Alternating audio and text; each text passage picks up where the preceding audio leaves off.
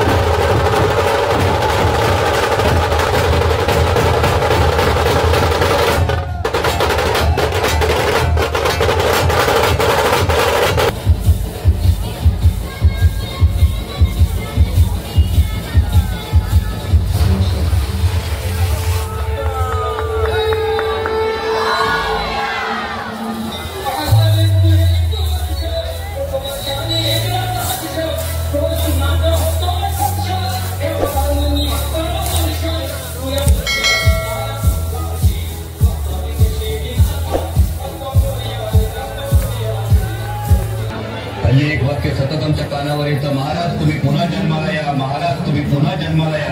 कशासाठी जन्माला यायचं महाराज? त्यांनी निर्माण केलेल्या स्वराज्याची ही अशी दुर्दशा झालेली बघा.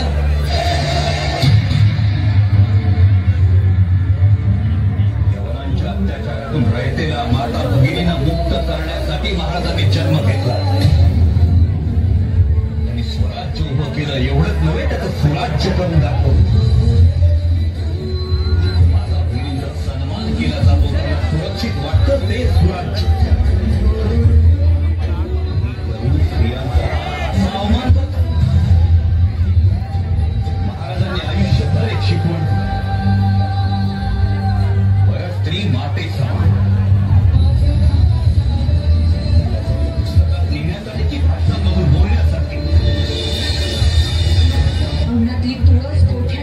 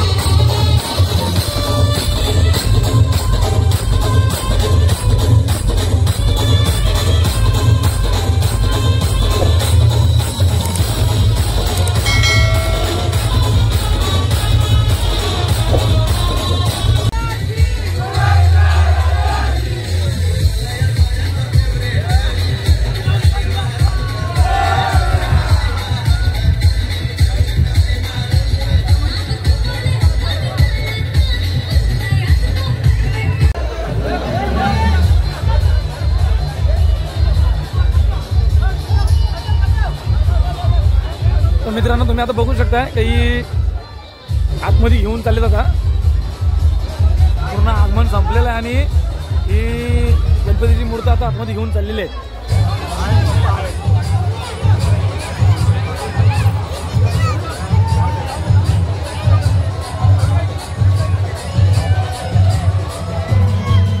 बघा ते एवढ्याशा गल्लीमधून एवढा मोठा गणपती कशा प्रकारे घेऊन जाणार आहे.